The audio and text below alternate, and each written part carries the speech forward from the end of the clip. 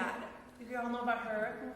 Oh my gosh, people, she, in her 60s, on her 5th attempt, something she'd been trying for about 30 years, swam from Cuba to Florida. Oh my God. And she talks about this, and it was suffering times 10. And there were so many times before this that she had gotten almost there, but had literally been paralyzed by jellyfish. It was amazing. And her motto in life is find a way, find a way. I love these stories. And I also know it's hard sometimes just to get out the door with the same pair of shoes on. I know sometimes there's days where I'm like, well, they match. That was my mark for greatness today, right? It fluctuates. We have different planetaries. But when we do something as complex as study a classical musical instrument, and I do think the classical musical instruments and that practice does have a much higher level, although we can see higher levels in certain faux vernaculars, it's not the norm. It's just not. So this helps us realize our greatness, right? We can't just think great in the inside. It has to come out in some way, and that just makes it real. Secondly, we are designed to express ourselves, right? And just to go back to my first teaching day, that was an expression. My instrument is a plane, my medium is a building. That's how I'm expressing myself. Well, we have to counter that with ways that are actually going to build up people and connect humanity and build us up. And I'm going to read here. So, when I first started working on this talk this summer, I hadn't even had the book, The Talent Code. I got that because I wanted to reference the Talent Code. We'll look at that a lot. I heard this gentleman speak at the Suzuki convention years ago, so I knew about it, and I was smitten and blown away. But I hadn't had that, and I hadn't had the student essays. So we're going to read a couple of these right now. And I was blown away by what the children had to say. I will tell you the one thing that's not going to come out in these right now. You're not going to see the emoticons and the hearts and the smiley faces that accompanied all of the essays, including one that apparently played music if I touched it, and I just couldn't figure that out. So anyway, this is from Joanne. Joanne Wang, she writes, well, where should I start? Music has been a part of me since I was 4 years old. It impacted my life in many ways, exclamation point. Music has given me special opportunities that help me be different than others. Because of music, I was able to perform at the Holt Center with my symphony. Because of music, I was able to get a scholarship that pays for my violin lessons. Because of music, I can feel the beat, pulse, and pattern of all music around me, and it allows me to feel at one with it. This is 12-year-old Joanne saying this. I could go on and on about how music has impacted my life, but I would also like to talk about what it means to me. Music means so much to me. I couldn't imagine living in a world without music. To me, music gives color to life. People use the words in music to express what they feel, observe, and what they want to say. Music also helps me relax and focus. I usually listen to music while I do my homework, and music is always playing when I'm in the car. Music really helps my memory. I can remember all the words to the songs just by listening to them a couple days. It helps me in school too. I can remember Spanish vocabulary words faster and easier. The list of things could take over a day to finish listing them. But overall, music is the one thing that has made me me. It helps self-realization. And you can just see that expression there, right? Haley's essay was even longer, with more emoticons.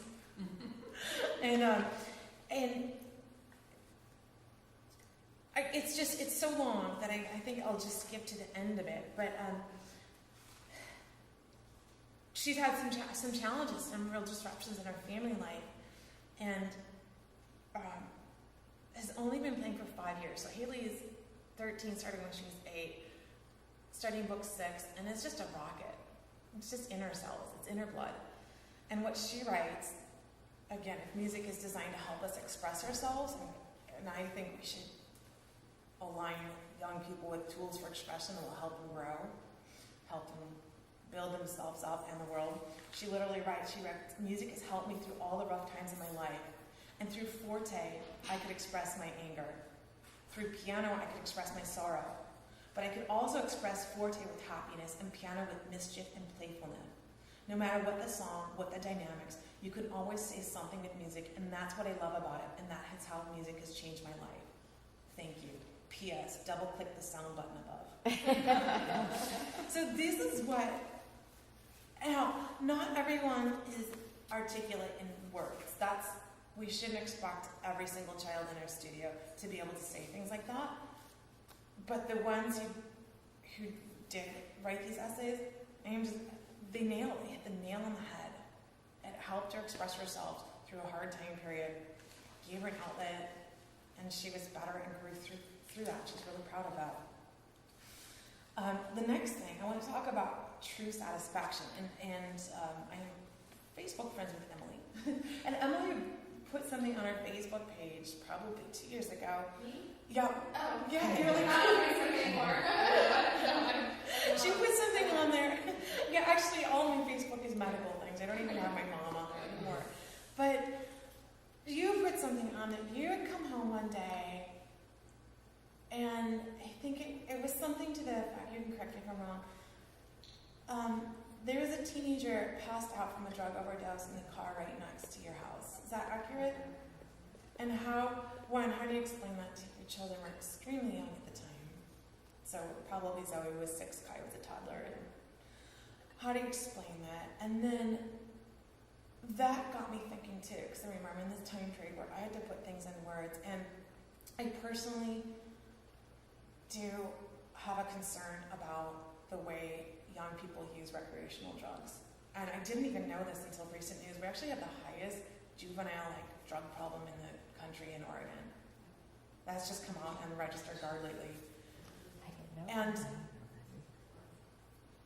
I've always believed that, I know that there's certain cultures that use certain mind-altering things as part of their spiritual practice. I'm not referring to that. I'm not referring to using medical marijuana. I do have might have even heard about my niece is in the news all the time because she's had nothing short of a miracle with the use of medical marijuana. I'm not referring to that, just to be clear.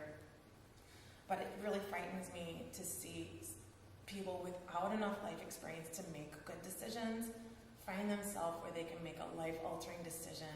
And what I really hope is that music provides so much satisfaction that you don't have to seek it from any, nothing else would ever give you that high. Nothing.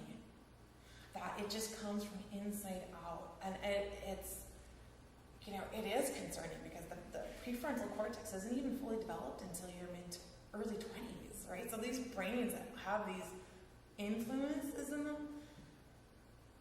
can do significant damage. I just think it's not even something that we can study because you can't do large population studies on this. It would be horrific.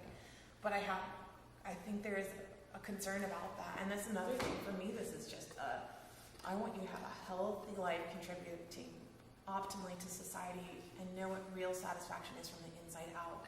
And when you do that with something hard, music is hard. It's hard, right? It's hard. And hopefully that's giving direct experience. Hopefully we're building that catalog of just experience. And when they reach that age and they're at a place where that becomes even a possible decision they have to make, hopefully it's an easy no. Why would I even need to escape my reality? I already have an escape. And on that sense, music is a place you go. It's not something you do, right? The day I was, one reason why this is going to be dire, I was thinking so much about that because it's for me absolutely my truth. Justin and I have very good friends in China, and he's actually been the adoptive father for one of his Chinese friends while he's graduated in high school and college, and that son has gone back to China in August and gets an email. We get an email a few weeks ago. He can't even use his own account. It's like things are going bad. If at best my dad will lose his job. If not, just gone because several people from the company are just disappeared. There's not a trial. It's a one-way street. And just by being connected and being high up in this company, it turns out everything's okay. But that was the night before I was going to redo my book 1 practice videos. And it's hard to wake up with just knowing that that's That's the reality. And if you don't know, and please don't contact me. I cannot have any contact with you right now. Don't send anything to my email address. So we don't know when you're coming back from China. We got an email this week that things are looking up. Okay, so that's not happening. But there was music again for me. So the next day I just got to go in that world. And when I was in that world, I could remove myself from some of that pain. So life has rough edges, doesn't it? It has very rough edges. And hopefully, again, a healthy escape, a place that we can go. And I'll read Zoe's essay. Zoe writes, and Zoe is 8 years old. She writes, when I play the violin, it's like I am in a whole other world. When I'm in that world, I am focused on reaching my goals and hearing the music. I feel smarter and successful when I practice hard. And she wrote a little bit more, but she gets it. It's like I go somewhere. I transport. And again, just part of creating healthy escapes and just a tool to help these young children navigate through their lives. A couple more things. I believe that also there's going to be a price to pay either way. Whether you have, and it doesn't have to be, at this point, don't ever feel like it has to be violin. Okay, that you're coming to me because that's what I had to be for me. But we reach certain points in our life, and there's a yellow sheet in your packet. That's Erik Erikson's Stages of Development. I just see by a raise of hands who's familiar with this. You know that it's pretty popular, and apparently it's changed. So that was one of his earlier works. Some of his later things have a little bit different distinction. But one, I thought that was just going to be interesting for you as parents to see where's your child at and what are some of the themes of that time period. But all of us are going to reach a point in life where we reflect on it and let that be I gave it my all. And so for us, we're studying music and the violin. But let that be a place. You're going to get to that place of reflection. And was my life a value? Was it worthy? Did I give it my all? Weighty things. They don't come really. Some of those things don't come for such a long time. But I believe there's going to be a price to pay either way. So a little bit of discipline every day now, or what will likely be some deep regret later on. Just going on with this, for me, one of our biggest goals is that we fall in love with learning. Right? That's why we do it. Because that's the most exciting thing, right? We feel so alive. Does anybody here have any disciplines they're working on? I know Suzanne is actually taking violin. And you just come and you're just glowing. And you're so detail-oriented. It's a very good instrument for your personality. I know you're doing that, but Emily, Debbie, Lynn, Pamela, any of you working on anything right now in life? Oh, always. Always, right? There's always something to work on. Lynn, are you? I'm trying to start a new book, and it's a whole new field, and I feel like I'm starting from, the bottom of an entire field of scholarship, and it's scary, but it's fun. Wow. But it's really scary. Will you keep us posted? Sure. I'm so proud of you. But it is scary, but it's also kind of, you feel alive, right? It's just like life. Exciting. It is exciting. Yeah, it is. Debbie, what? Anything? Nope. Just trying to make it through the day. Yeah. And we should never discredit that, right? We should never discredit that. Emily, are you doing anything? No, just good mama for people. Yes. I work on my chauffeur skills. My chauffeur skills. And those are huge. I don't mean to discredit any of those, but as you know, it's a constant room for growth, right? And lastly, for me, why we're doing this, why Suzuki Violin? Okay, it's a big commitment. It's a big time commitment. It's a commitment to his parents. You're not just dropping them off and picking them up. There's struggles at home. There's money involved. It's hard. We're thinking about this as a 12 to 14-year project, right? It's a longer time frame, longer commitment. But it's giving you a template for success. And that's the last thing I really hope. When we look at these young people, we hope they're able to graduate, let's just say college. Let's say even high school. I know how to make a dream come true. I work on it a little bit every day. I am open